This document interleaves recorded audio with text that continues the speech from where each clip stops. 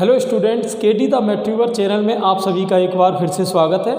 और आज मैं आपको एक इंटरेस्टिंग टॉपिक की बात करूंगा जो कि मैट्रिक्स अलजेब्रा के रिलेटेड है। सम्मिश्र संख्याएं यानी कॉम्प्लेक्स नंबर, जो कि सभी कंपटीशन में, चाहे वो एयरफोर्स हो, एनडीए हो, आईआईटी हो, 11th 12th सब में इक्वली यूज़फुल है।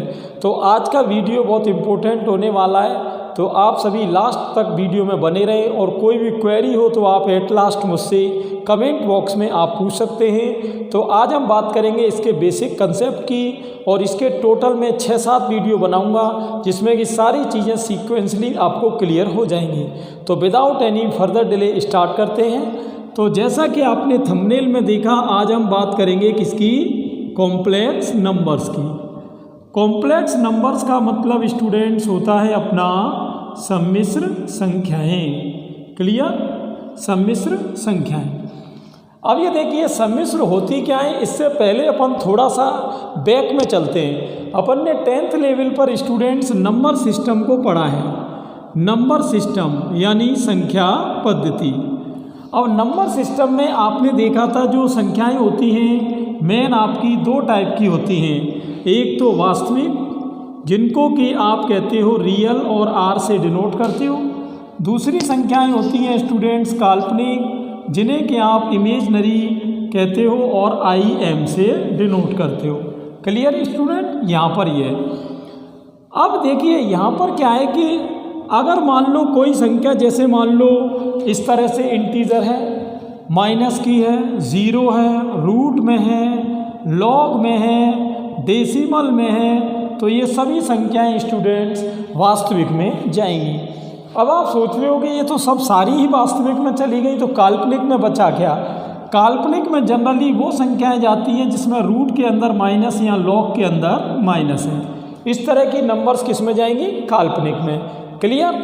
और अब जैसे मान लो आप देख रहे हो 2 कैसी राशि है? वास्तविक। और रूट ऑफ -3 कैसी राशि है? काल्पनिक।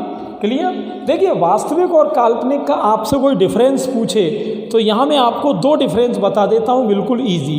कौन कौन से? देखिए, पहला डिफरेंस तो ये है कि जो वास्तविक होती है स्टूडेंट्स रियल, उसे आप संख्या रेखा यानी नंबर लाइन पर डिनोट कर सकते हो। और जो इमेजनरी यानी काल्पनिक होती है उसे स्टूडेंट संख्या रेखा पर अपन डिनोट नहीं कर सकते। यानी जो संख्या रेखा पर व्यक्त की जा सकती है वो तो हो गई वास्तविक, और जो संख्या रेखा पर व्यक्त नहीं की जा सकती वो आपकी हो गई स्टूडेंट्स काल्पनिक। क्लियर? ये पिक्चर हो गई। आगे देखते हैं अपना दूसरा पॉइंट यहाँ पर क्या है। ठीक, दूसरा पॉइंट स्टूडेंट्स ये है कि सेकंड डिफरेंस, देखिए जैसे मान लो कोई नंबर है, ठीक है, आपने इस नंबर का स्क्वायर किया। मान लो कोई संख्या का आपने स्क्वायर किया। अब उसका स्क्वायर करने पर 2 तरीके के रिजल्ट आ सकते हैं। एक तो पॉजिटिव और एक उसका रिजल्ट आ सकता है नेगेटिव। अगर किसी संख्या का स्क्वायर करने पर पॉजिटिव रिजल्ट आ रहा है तब तो स्टूडेंट्स वो संख्या होगी रियल यानी वास्तविक, और अगर नेगेटिव रिजल्ट आ रहा है तो वो होगी इमेजनरी यानी काल्पनिक। जैसे मान लो √2 है, आप √2 का स्क्वायर करो तो 2 आएगा, तो ये पॉजिटिव है कि नेगेटिव है? पॉजिटिव है। तो इसके बेसिस पे आप कह सकते हो कि √2 एक रियल नंबर है। लेकिन अगर मैं √-3 का स्क्वायर करूं तो ये -3 हो जाता है जो कि नेगेटिव है। तो अब इसका स्क्वायर नेगेटिव है, तो इसके बेस पे आप कह सकते हो ये एक इमेजनरी यानी काल्पनिक संख्या है। Clear students? तो यहाँ 2 अंतर हुए। कौन कौन से? कि संख्या रेखा पर जो व्यक्त की जा सकती है वो तो हो गई वास्तविक, और जो संख्या रेखा पर व्यक्त नहीं की जा सकती वो हो गई काल्पनिक। दूसरा अंतर क्या है कि अगर किसी संख्या का स्क्वायर करने पर पॉजिटिव आ रहा है तो वो हो गई रियल, और स्क्वायर करने पर नेगेटिव आ रहा है तो वो हो गई आपकी इमेजनरी यानी काल्पनिक। बिल्कुल सिंपल आपका है। अब देखिए यहाँ मैं इधर की बात कर लेता हूँ। अब आप देख रहे हो 2 कैसी राशि है? रियल, √-3 इमेजनरी यानी काल्पनिक। लेकिन अगर आप इनको आपस में संयोजित कर दो, कॉम्बिनेशन कर दो इनका, यहाँ पर ये ध्यान रहे कॉम्बिनेशन का मतलब ये बिल्कुल भी नहीं है कि जोड़ना ही है। आप इनको जोड़ो, चाहे घटाओ, चाहे गुणा करो, चाहे भाग करो, चारों ही चीज़ संयोजन में आती हैं। क्लियर?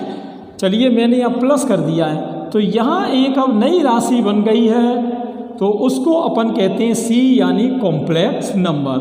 अब ये न तो वास्तविक है न काल्पनिक है, अब ये है स्टूडेंट्स सम्मिश्र। सम्मिश्र का एक तरीके से मतलब हुआ समान रूप से मिश्रित। तो इसमें दो तो क्या हो गया, दो हो गया इसका रियल पार्ट जिसको RE ऑफ C कह सकते हो आप, और √-3 हो गया इसका इमेजनरी पार्ट जो कि IM ऑफ C कह सकते हो। यानी ये सम्मिश्र संख्या का वास्तविक भाग है और ये सम्मिश्र संख्या का काल्पनिक भाग है। क्लियर स्टूडेंट्स, ये चीज़ है। यहाँ पर एक चीज़ ये ध्यान रहे कि अगर मान लो किसी सम्मिश्र संख्या का काल्पनिक भाग 0 हो जाए, सम्मिश्र संख्या को ये ध्यान रहे C से भी व्यक्त कर सकते हैं और Z से भी व्यक्त कर सकते हैं। अगर किसी सम्मिश्र संख्या का काल्पनिक भाग 0 हो जाए तो ऐसी सम्मिश्र संख्या को स्टूडेंट्स अपन कहते हैं प्योर रियल यानी शुद्ध वास्तविक। जैसे कि अगर मैं एग्जाम्पल दूँ तो Z=3। अब आप देख सकते हो इसमें केवल ये वास्तविक ही है, काल्पनिक भाग इसके पास नहीं है। इसके विपरीत अगर रियल पार्ट किसी सम्मिश्र संख्या का 0 हो रहा है, हम कहते हैं